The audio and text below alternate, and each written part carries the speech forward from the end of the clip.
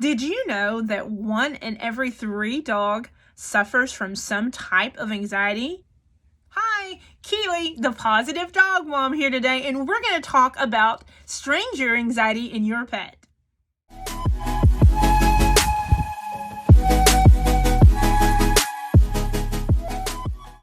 Hi guys, it's Keely, the positive dog mom, and today we're here talking about stranger anxiety in your pet. You may not even realize this, but anxiety is a lot more common in our pets than we ever thought. It's 1 in every 3 pets suffers from some type of anxiety. Anything from storm anxiety, firework anxiety, anxiety from being in the car, anxiety from strangers, separation anxiety. There's so many different types of anxiety. More complicated forms of anxiety is stranger anxiety, because this really prevents you from comfortably bringing people into your home. The holidays approach and most people have strangers in their home. So let's take a look at some tips, 3 particular tips that we can help your pet, your dog, specifically with stranger anxiety. I definitely want to put this warning out there first. If you're concerned your dog is going to bite someone, of course, contact a behaviorist. Don't put your dog at risk. Don't put someone else at risk. Always be better safe than sorry. Okay, let's look at the first tip. So tip number 1 for stranger anxiety in your dog is to provide a safe space for your dog. In my blog, when I talked about Halloween safety, I talked about providing a safe space for your dog. It's really important to have a spot that your dog can go where they feel safe, where other people aren't coming into the room, where they can kind of decompress, they don't feel threatened. So first off, you want to make sure there's some sort of place in your home where your dog feels that. If your dog is crate trained, put their crate in there, provide some toys, some enrichment activities, maybe turn on a little bit of music or the TV to provide some ambient noise to kind of help with some of that anxiety. But just having that safe space is really important to help with that stranger anxiety. Another thing to consider while they're in their safe space, if your dog really struggles with anxiety, consider a natural supplement, a supplement with hemp or with CBD that may help ease that anxiety in the pet and help them relax. And I'll talk a little bit more about that later, and I'll drop you a link of one that I love that I've had so much success with. Tip number 2, let's make sure that we're communicating with our visitors.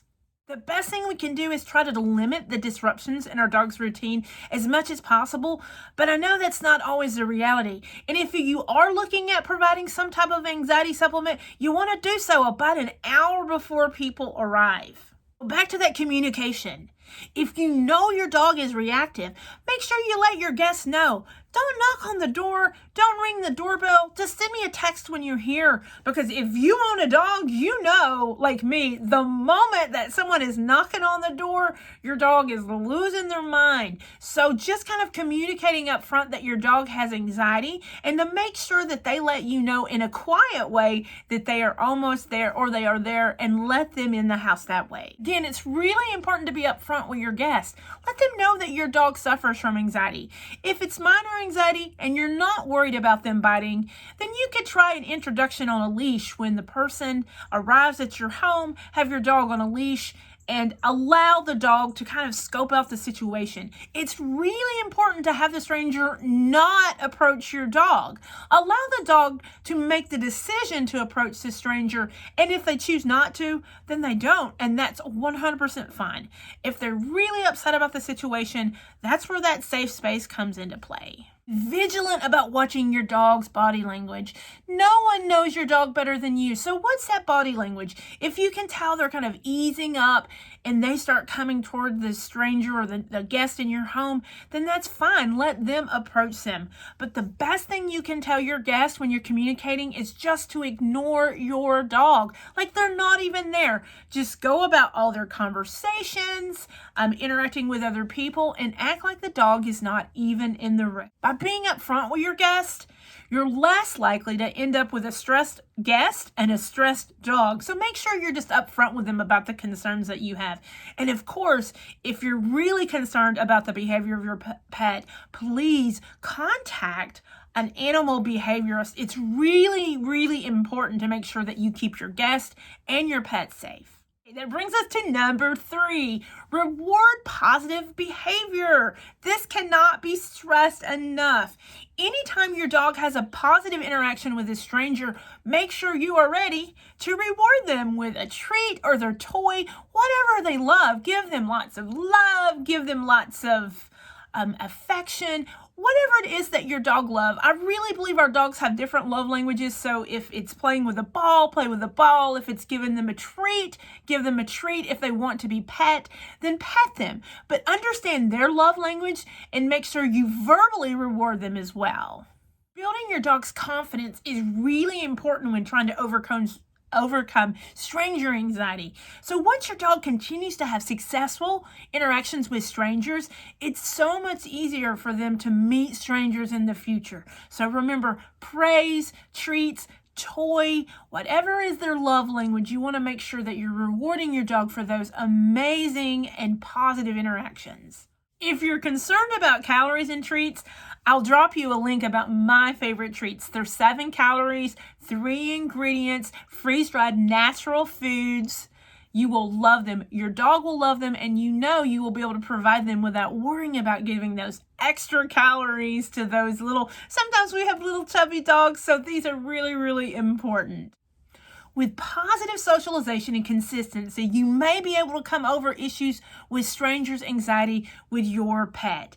As always, when in doubt, have an animal behaviorist check it out. Many of these folks are happy to do consultations via Zoom or over the phone to get started.